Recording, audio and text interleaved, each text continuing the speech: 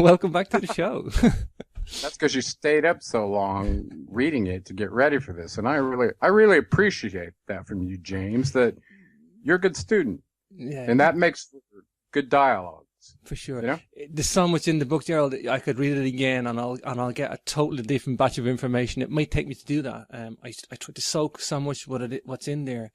Like I say, it's not complex, or it's not difficult stuff. It's just there's so much in it. It is so.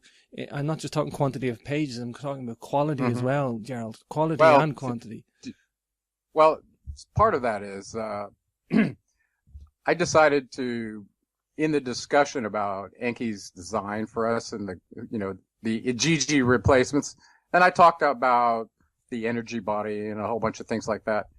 And before we get to all of that, I think the idea of their lifespans needs to be addressed, because for someone to say, well, that name shows up in this culture, but it also shows up as a different name in this culture. Well, they just made up a new name for a god, and it wasn't a real being, and that's why it's a myth, right? Sure, That's how it's been portrayed to us.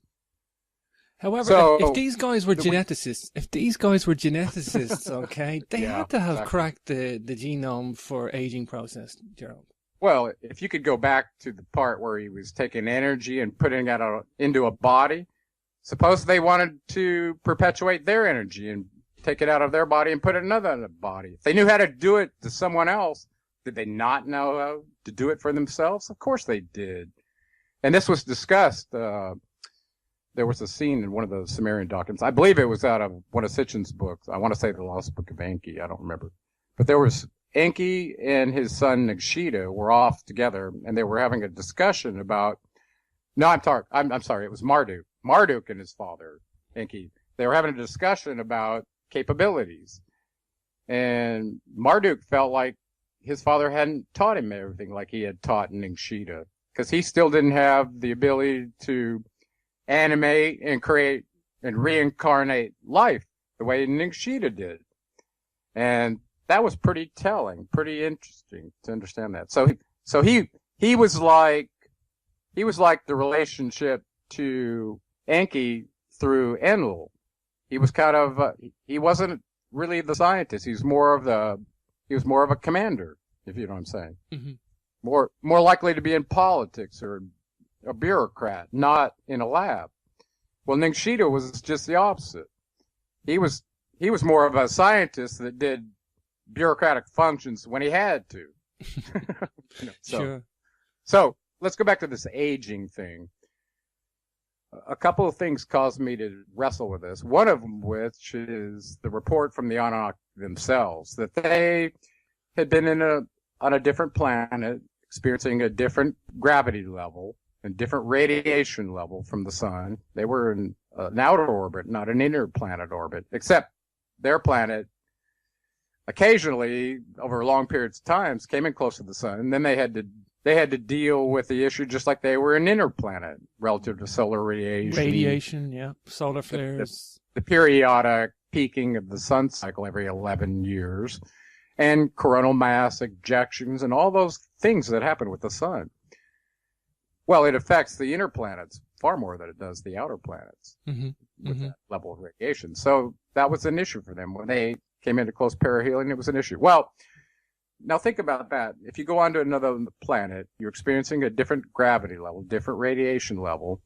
Is it possible that the aging of your material construct in that order of reality is going to experience what we call aging based on that situation? So if you're close to the sun, going around the sun really quickly every 365 days versus every 3,600 years, maybe it's affecting the local life cycles more than we know. So in general, the question is, if you have a life form on a planet that's at various distances from the sun, what does it do to their aging process? And then you have to define what aging is, okay? And that's what we just been zeroing in on as we talk about DNA. Mm-hmm. That in 2009, some researchers, and I put this in the first book and my second book, it was so important, had discovered what the laws of aging are in their body. Oh, yeah. all the way down to the DNA level. And this has to do with the telomeres. Telomeres and aging, So, yeah. Yeah. And so it looks like certain damage is done to the end caps of your DNA, these double helix strands that come together. There's these little, think of it as a shoelace. It's got a little cap on the end where it keeps the shoelace from unraveling, right? Mm-hmm. Well, that's kind of like what a telomere is on the tip of your DNA. A Flugelbinder. And apparently, go ahead. A Flugelbinder is the name of the end of the... Would you believe... Well, hang on, Gerald. Would you believe I did a show? Would you believe I did a show? Would you believe I did a show on Monatomic Gold with Spencer Cross, and he asked the same thing about this. He described the same thing, and I said Flugelbinder. Yeah. Well, it's interesting when you get down to the DNA level what the various elements from the periodic table do. And if you've been exposed to alchemy, which is one of the oldest sciences on the planet, came from the being Al-Chem. Okay. Well, the land of Chem was Egypt, and you read my book, you realize this is Thoth. He was the first alchemist. Okay. Mm-hmm. Anyway, so telomeres. Let's get back to telomeres. So these little end caps on the end of your DNA, sure, they can be affected by certain things such that they lose their consistency. They get damaged. What could damage them? Is it gravity, or is it possible radiation from the sun? Both. It looks like radiation has an effect on our DNA. Wow. Yeah. So there's been lots of research into energetic interactions with DNA, and it's an area I'm focused on. It's probably a whole nother book, but it's relevant here. Okay. So if the telomeres on the end of your DNA, if they get damaged and the cell replicates, these telomeres predicate the replication process for the cell. And if they're damaged, then the cells are damaged when they reproduce from a damaged telomere. And the damage usually shows up in the telomere as shortening, typically shortening. Okay. So these scientists in 2009 figured out, well, what affects the shortening of DNA? And they know it and announced that it's the presence of this chemical called telomerase. If telomerase is in the proper quantity in your body, then the telomeres don't shorten. Mm-hmm. And that's amazing. Well, all of a sudden, if they're not shortening, you're not aging. And it appears that the Anunnaki were aware of that. And Nin Hartzog, who was their medical officer, it was actually the focal point of bringing up this problem of aging faster on a planet that sits in the inner orbit around the sun versus an outer planet. And so she compared her aging state with one of the peers that she went to school from, and he basically pointed out to her, now imagine telling a woman this: hey, I went to school with you, and you've sure aged a lot more than I have. Yikes. That's just not something you'd tell a woman, okay? But he told her this because they were classmates. Sure. And she was a medical officer, and she set out about to do something about it. So the Anunnaki were experiencing this aging problem that all of us are continuing to experience now, but don't have the requisite knowledge to deal with it, unless you know about telomeres. So the generic issue is, if you could come up with whatever precursor is that generates enough telomerase in your body, you won't age. Is it food? Is it a drug? Is it a chemical? Is it something from the periodic table of the elements? You ought to start asking that. Well, we got clued into what it was because of what the Anunnaki were doing. First of all, yeah, we're gathering gold to go put it in the atmosphere, but they were also consuming something that looked like a white talcum powder that was formed into a bread cake back in Hathor's temple. Now, Hathor was the Egyptian name for Inanna.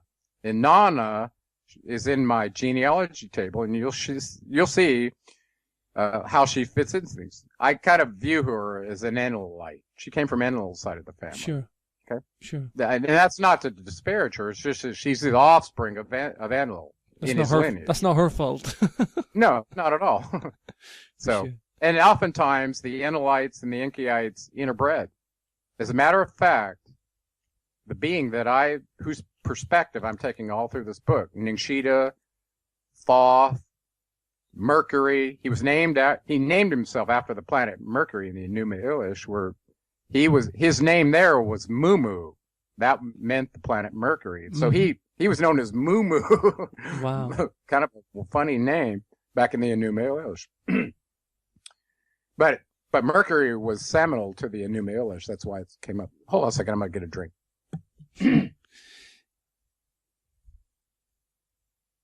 Okay, am I back? So, the idea that gold could be related to aging is where we want to go. Sure. So they were consuming these bread cakes in Hathor's temple. Mufkut. I think Lawrence Gardner called them Mufkut. Yeah, Lawrence Gardner talked about this in the Genesis of the Grail Kings. So they actually got some samples of this white powder, and they had a lot of it on Mount. Excuse me. They found a lot of it under the temple floor there on Mount Sinai. Well, this is important because this is the mountain where Moses went up and got his 10 tablets in Exodus 32, 19, and 20. Very important read there, by the way, for Bible scholars to understand this relationship of gold to the spiritual path. So, what we know about gold and silver and the transition metals, what were they doing with this stuff? How did they turn it into a powder, and why were they consuming it? And what's the relationship to telomeres? So, one thing led to another as I did a deep dive on monoatomics and what they were producing. And it turns out from alchemy that if you melt gold in a furnace, it's going to get liquid. It doesn't turn into the powder that Moses spreads on the water in Exodus 32:20. Okay, you got to add something to it, and that something shows up in the Lost Book of Enoch, and that's the discussion by Azazel over antimony. Antimony is it's element number 51 on the periodic table of the elements. Highly and prized. It turns out it's the secret ingredient that when mixed with gold will cause it to turn into this white talcum powder. Now, so this monoatomic powder, whatever this is the secret to why they were consuming it. What's a monoatomic? Well, and they occur naturally in nature. And I'm going to tell you a little story to make this real. I met a guy, and I'm going to say his name because I really like him, and I want him to hear his name on radio because he's a great guy. His name's Rick Selinsky.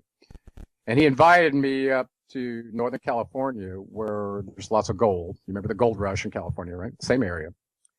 And he has filed a claim, a very large one, that he's been mining for several years up in the mountains there, okay, near Truckee. And I won't tell you exactly where. I don't want to cause anybody to come up there and cause him problems. Because listen, I'm going to tell everybody right now, if you think you're going to go incur on someone else's mining claim, expect to take an army with you because they are very prepared for you. Sure. Yeah. Okay. Just know that. Okay. So anyway, he invites me to go look at his claim because he's read my book and he realizes I'm talking about monoatomics. Well, it turns out he's been running into these things significantly out in nature. They occur naturally. You don't have to run it through a process for this to happen. Think about gold and silver and the transition metals being, coming up through a volcanic fissure somewhere and then being exposed to water and limestone and acids and leaching it out and ending up in a pond or a puddle inside a cave. This is possible, okay? Mm-hmm. So in that idea of the Ponce de Leon fountain of youth, there's some real science behind it, and here's what it is. If you end up with something like gold or silver or platinum, and there's several items in the platinum group. There's like 6 of them, like palladium and a whole bunch of weird names that I can't even pronounce right now. But if you go to the periodic table of elements, you can see that. Well, what's special about these transition elements, these metals, is that when exposed to certain processes, they can be broken down to a very simple element, a diatom, which means 2 atoms that are attracted with an opposite charge. One's a positive, one's a negative. Mm-hmm. And certain acids that have lots of positive ions, like hydrogen ions, okay, these are very acidic. when introduced to a diatom, it can break it apart. So for instance, if you have some salts in your water, the positive ion from the diatom, if it gets broke apart, this covalent weak bond with a strong acid, all of a sudden it can reattach to things. So now you got a positive ion that may be attached to a salt, and the negative ion might be attached to the hydrogen ion that caused it to break apart in the first place. Right? So now all of a sudden, what I'm telling you, you got these little floating monoatomic elements that may be only attached to a weak salt that can be easily broken. And all of a sudden, you have a single positive ion floating around. Why does that matter? Monoatomic elements have a very unique property of superconductivity. That's why. Wow. So if you could build something out of a monoatomic element, it won't cause any heat to be stolen away from electrons as they're traveling through a wire, for instance. Mm-hmm. In other words, it's law of conservation of energy without any law. It's a lossless system. That's amazing. As an engineer, we both appreciate what that means. To have a lossless system is like... So you start looking at this area of zero-point energy and trying to figure out how to get energy out of the environment like Tesla did. Well, guess what? A superconductive element that works at room temperature is the key. And now you see graphene coming out that you can basically take graphene on a piece of paper that has two different nodes on it, a positive and negative, like a battery, put it up in the air, measure the resistance or the voltage across it, and as a function of the height you raise the paper up, it's changing. All of a sudden, you're taking electricity out of the air and you can translate it into a battery. And that's happening. That's happening on lots of fronts. Okay. So I'm really excited about seeing that come out of monoatomics. It's gonna free up mankind from buying their electricity through wires and the whole thing. Mm-hmm. Mm-hmm. So can we take this monoatomic gold and fix their DNA? Is it that simple, or is it? Well, that's the interesting thing about these periodic table of the elements. What do we know about our bodily constructs relative to silver, gold, and all the elements of the periodic table? We're composed of the same elements in our body. How does energy create us from that template? You see what I'm saying? So this is where it gets very interesting in the field of alchemy. And this is ancient knowledge of understanding the alchemical principles that relate these periodic table of the elements to our body. Okay. So the idea of copper and silver and gold and how they get used to fight aging or other things in the body is significantly interesting. So the field of alchemy, to me, we kind of just ended up sneaking up on it. We didn't mean to, but it was unavoidable when you get to this level of knowledge. And then you find out that the first alchemist was Thoth teaching this knowledge. Sure. And to tie another point together, going back to the last book of Enoch, the being in that book who disclosed the idea of metallurgy and antimony to people was just lambasted, right? Yeah. It's like Prometheus being killed for giving mankind fire. Anything that potentially raised mankind's consciousness from one of the benevolent Anunnaki, they usually got wiped out for it. I give you Asclepius in the sign of Orpheus. He was apparently sharing his knowledge of eternity, one healer to another, probably about monoatomic gold, if I had to guess. And he was killed for it by Zeus. Monoatomic gold wouldn't be the only reason these guys wanted gold, though, Gerald, would it? No. Well, we talked about that. They obviously wanted a powdery suspension that they could spray in their atmosphere as a radiation shield. Well, a monoatomic powder would be just the thing to do it with, right? Sure. Spray it. It's very fine, like talcum powder. It's that fine. So if you spray this up in the ionosphere and it's doing its thing, listen, gold's a great radiation shield. And any of the other transition metals would do the same thing.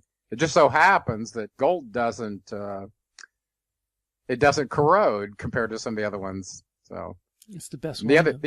the other alchemical reference from the periodic table of elements that's interesting to me is mercury. So you got antimony, gold, silver, and mercury and copper. And mercury is the most mysterious one of all. Oh yeah, mercury The is fact that it's exotic. a liquid metal, can turn into a vapor, can absorb any metal, doesn't reflect, it doesn't have its own color, it reflects anything around it. It's the perfect symbol of alchemical transformation. You know? Mm-hmm. Mm-hmm. I think that's why the being chose it, to affiliate with it. For That sure. was Mumu in the Enuma Elish. His planet was Mercury, and it was Hermes in Greece, and Mercury in Rome, and Thoth in Egypt, and Nshita before that, and many, many, many other names. So, we talked about the telomeres and aging. So let's go to a couple of instances of that and see if this could be real. In Genesis 5:32, talks about Enoch's age and all the other progenitors from Adam to Noah. Just prior to 532, Enoch was just one of them. 360 And years, I think he lived. Pardon? 360 years, I think he lived. 365. 365, sorry. That's right. Yeah, 360. Lamech lived 777, and I think he was the one-armed bandit creator. You know what I'm saying? Sure, sure. That's a lucky number when you win a jackpot. Yeah, 777, yeah, right? Yeah. He lived 777 years. How interesting. Wow. Methuselah lived the longest. He lived 969 years, right? And then you get down to Noah at the last of the end, and I think he was 900 something years he lived. Well, he was the king of Shuruppak when the flood came, and that was after 600 years. So he was at least 600 years old when the flood came. You with me? Yeah, I'm just thinking of all this tying together, Gerald. I mean, we have the Well, book. now let's really make your head spin around. Let's go to the Sumerian Kings list and look at Enki's first city is listed there in the Sumerian Kings list, the city of Eridu. Okay. The first king was mentioned there, and it's a special circumstance in the Sumerian Kings list because it's the first king on earth. So there's a little discussion about now kingship's going to be lord of the earth and the first king. All right. That whole prelude is very seminal because it was the first time an Anunnaki being was allowed to run a kingship on the planet. That happened in Enki's first city, Eridu. And his name was Alulim. And he served for 8 shars. Now we know in the Enuma Elish and in the Atrahasis, a shar was their period for a year, which was 3,600 of our years. So 8 years is not very long of a rule for them as a king. But to us, you take 8 times, excuse me, you take 8 times 3,600 and you end up with 28,800 years. Wow. That's how long he ruled. Not how long he lived, how long he ruled. And if that's not enough for you in the city of Eridu, as the kingship moved from there to, I think it was Bad Tabira. Excuse me, I got a frog in my throat. Sure. I'm just thinking what the Assyriologists... Bad Tabira. I'm just thinking of the Assyriologists. What did these guys think of the Sumerians Kings list and the Book of Genesis and the Book of Enoch on all these longevity? Talking about Bible scholars and historians? They made it all a myth to make it go away. It's called so mythology. Let me finish up one other. In the being in Bad Tabira, which was the Anunnaki Metallurgy Center in Mesopotamia, you realize, served for 12 shars.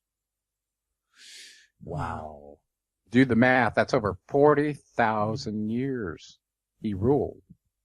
So Methuselah got the longevity award from Adam to Noah at 969 years.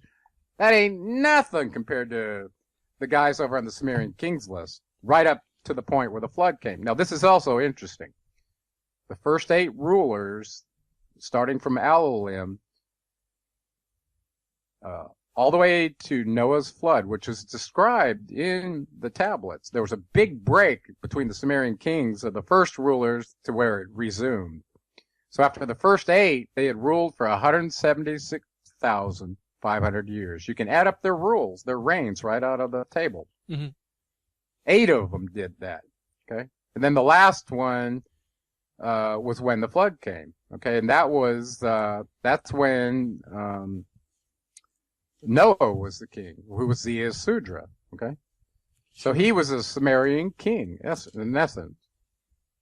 Now, excuse me one more time. Sure. I give his parental line in the book. It's very interesting. So we know Atrahasis' father was Enki, and his mother was Batana. She was a primitive worker like us.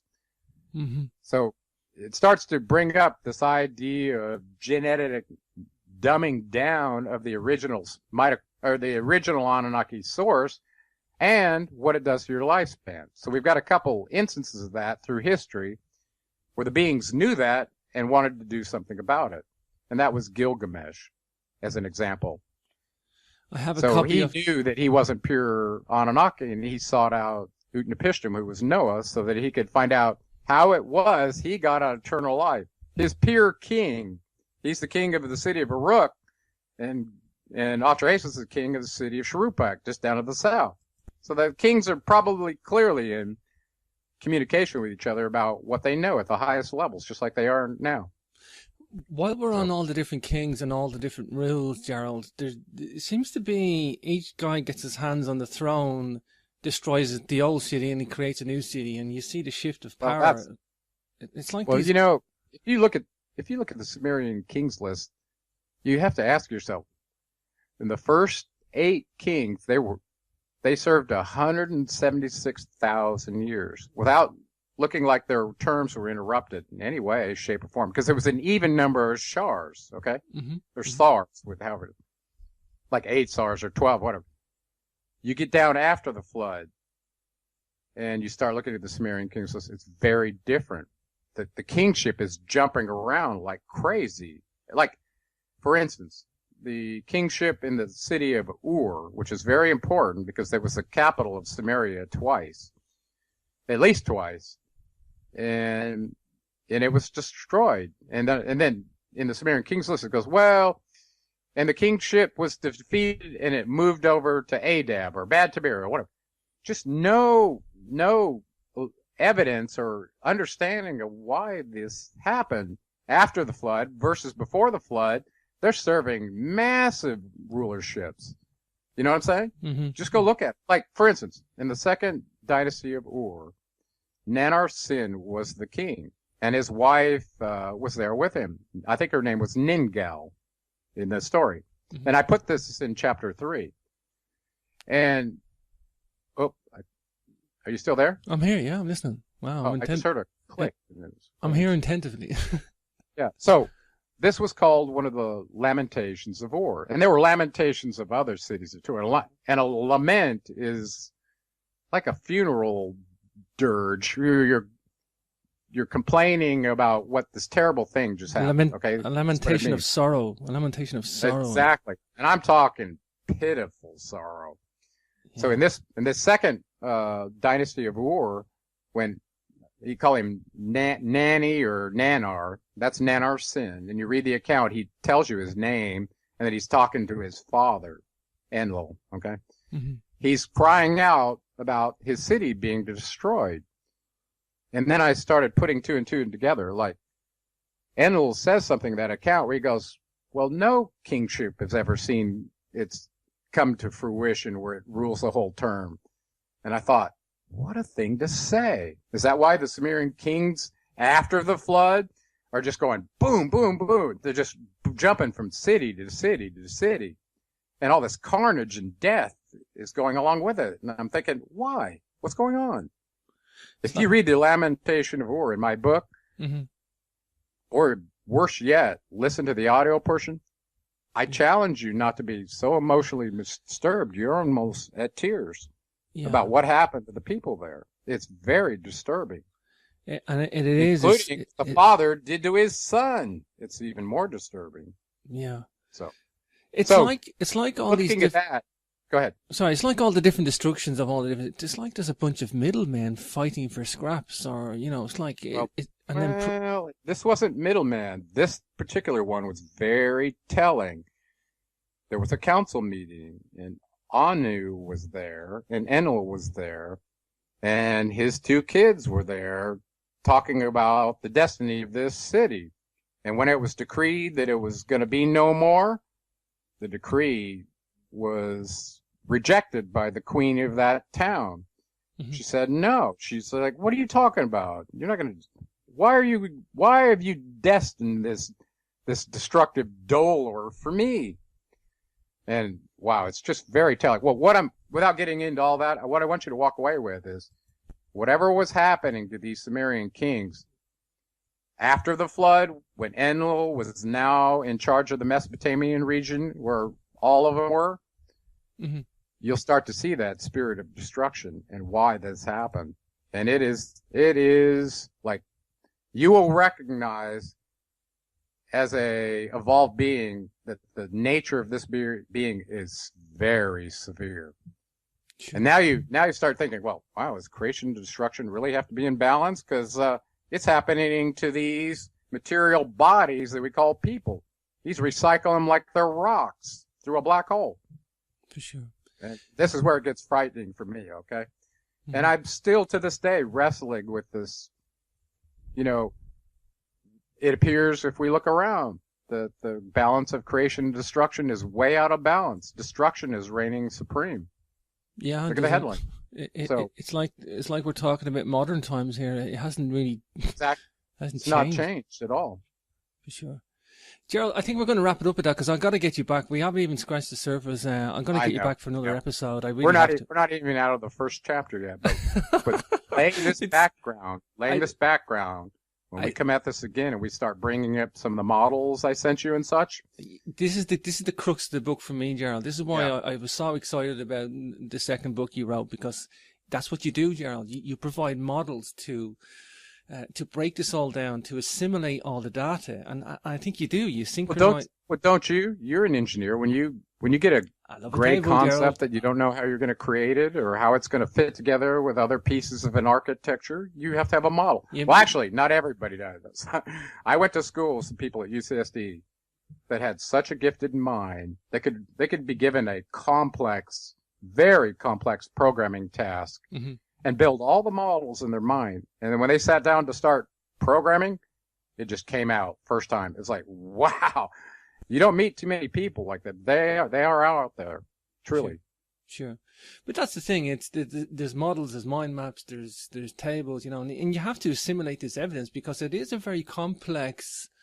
Well, yeah, and what you just said is the scientific method, and that's what we're trying to do here. Listen, a fact is only a fact in a theory.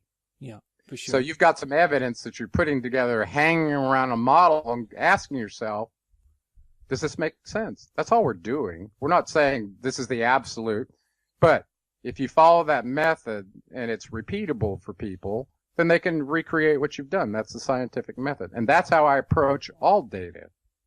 Hey, before we wrap things up, Gerald, did you see, just on the caduceus symbol, there's a megalithic egg-shaped stone from 4000 BC found in South Portugal, and it looks like the twisted serpent going around the central backbone.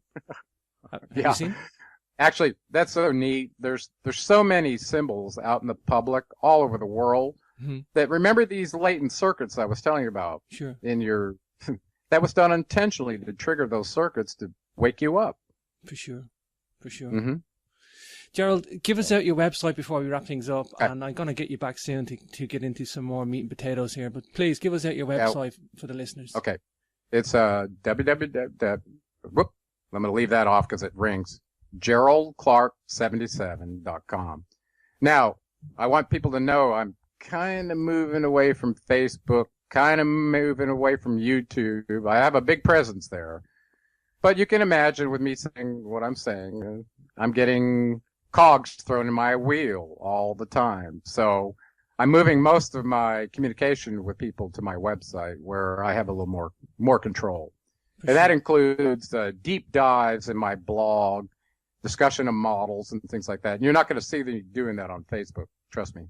Although my blog does share up to my Facebook page, which is Gerald Clark. And my YouTube channel is Gerald Clark as well. So if you go to my website, I have those social media buttons that give you a link over to all that. Okay? Wonderful.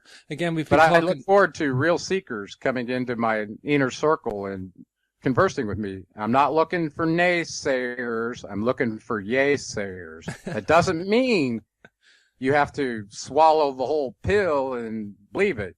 I'm looking for positive contributions to a model that can be verified. If you're coming in thinking you're going to tear my models down and try to puff yourself up as a sycophant, I'm going to drop kick you completely to the curb. Don't come. I'm telling you. Okay? For sure. Now, Gerald, let's end this on a positive note. The positive note is, even though we appear to be changing an old paradigm with what we've been taught, the reality is the new paradigm is the bomb. So as soon as you figure that out, it's the utopia, and that's what we all want. for sure. Hey, I'm all on for a utopia, and I don't know if it's attainable, but I'll have a good go. I'll have a good go, Gerald. Well, listen to you, my Irish brother. You stick with me, and it will be attainable, not for you, but you're going to convey it to the world in a way where they get it too. I'm going to make sure of that. Okay? Sure. That's my commitment to you. Thank you, brother. Well, listen, the book we've been talking about is The Seventh Planet, Mercury Rising. The author's name is Gerald Clark. His website is geraldclark77.com. Get a copy of this book. Don't forget, it's available on Kindle, and it's available as an audiobook. I recommend the audiobook. You don't have to do any work. You just press play and listen. So, again... Yeah, well, just so you know, really something strange happened on the audiobook. I knew from my last experience that everybody was going to be asking for it as soon as I published. Well, imagine after publishing your book and you just get it out the door and you're like completely whipped. But now you got to read the whole thing in a way where you don't make any mistakes and do the audiobook. It's very trying. And because of that, it's quite large. It's a 588 page book, and it turned out to be 33 files that when you added them up the time, it came out to exactly 11 hours. And all of a sudden I'm like, 3 times 11 is 33. What is going on here? I couldn't have done that or tried that if I'd attempted it. Wow. I mean, 11 hours exactly. There's no seconds left over anything. And it's 33 exactly files, 11 hours. So that number 33 is coming up a lot for me lately. It used to be 7, but, think about the Masons and the 33rd degree and then it has to do with some other deep knowledge. And we'll talk about that hopefully on the next show. For sure. Well, you got some definite synchronicity going on with some numerology there, Gerald. And I'm recording them all too. It's a really important thing to do.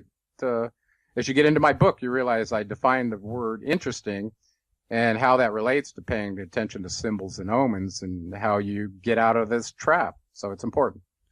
Gerald, I thank you for your time today. I look forward to the next show. I do too, and I love you, my Irish brother, and I look forward to doing more of these. Okay? Take care, bro. GG replacements. And I talked about the energy body and a whole bunch of things like that. And, before we get to all of that, I think the idea of their lifespans needs to be addressed. Because, for someone to say, well, that name shows up in this culture, but it also shows up as a different name in this culture. Well, they just made up a new name for God, and it wasn't a real being, and that's why it's a myth, right? Sure, that's how it's been portrayed to us. However, if these guys were geneticists, okay, they had to have cracked the genome for aging process, Gerald. Well, if you could go back to the part where he was taking energy and putting it into a body, suppose they wanted to perpetuate their energy and take it out of their body and put it in another body. If they knew how to do it to someone else, did they not know how to do it for themselves? Of course they did. And this was discussed. There was a scene in one of the Sumerian documents. I believe it was out of one of Sitchin's books. I want to say the Lost Book of Enki. I don't remember. But there was Enki and his son Nagshita were off together, and they were having a discussion about. No, I'm sorry. It was Marduk. Marduk and his father Enki. They were having a discussion about capabilities. And Marduk felt like his father hadn't taught him everything like he had taught Nagshita. because he still didn't have the ability to animate and create and reincarnate life the way Ningshita did. And that was pretty telling, pretty interesting to understand that. So he was like the relationship to Enki through Enlil. He was kind of he wasn't really the scientist. He was more of a commander, if you know what I'm saying. Mm-hmm.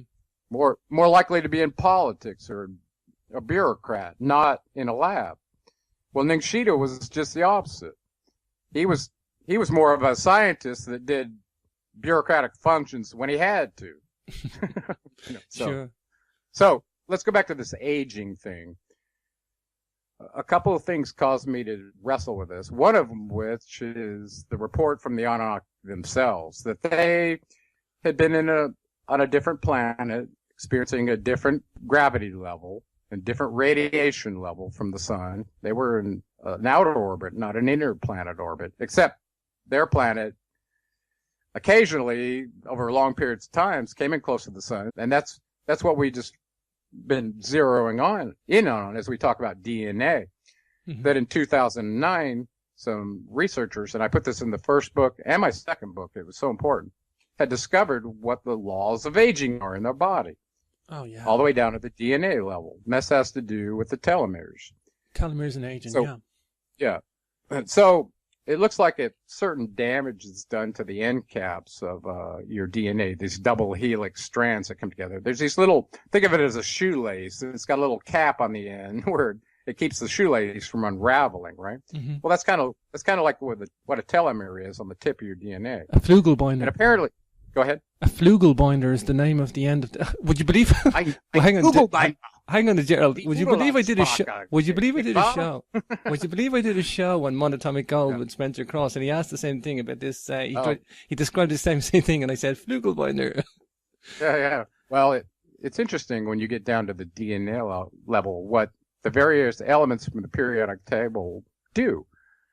And if you've been exposed to alchemy, which is one of the oldest sciences on the planet, came from the being and then they had to deal with the issue just like they were an inner planet relative to solar radiation. Solar flares, the periodic peaking of the sun cycle every 11 years, and coronal mass ejections and all those things that happen with the sun.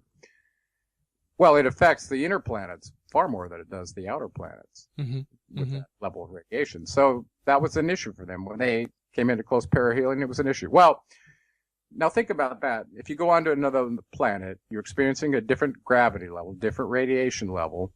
Is it possible that the aging of your material construct in that order of reality is going to experience what we call aging based on that situation? So if you're close to the sun, going around the sun really quickly every 365 days versus every 3,600 years, maybe it's affecting the local life cycles more than we know. So in general, the question is, if you have a life form on a planet that's at various distances from the sun, what does it do to their aging process? And then you have to define what aging is, okay?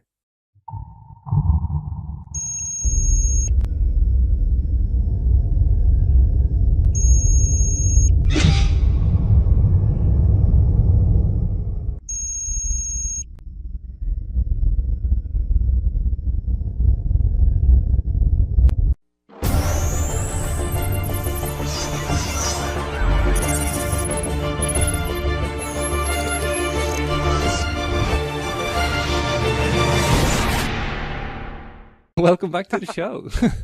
That's because you stayed up so long reading it to get ready for this, and I really appreciate that from you, James. That you're a good student, and that makes good dialogues. For sure. You know? There's so much in the book, Gerald. I could read it again, and I'll get a totally different batch of information. It might take me to do that. I try to soak so much what's in there. Like I say, it's not complex, or it's not difficult stuff. It's just there's so much in it. It is so. I'm not just talking quantity of pages. I'm talking about quality as well, Gerald. Quality and quantity. Well, part of that is I decided to, in the discussion about Enki's design for us and the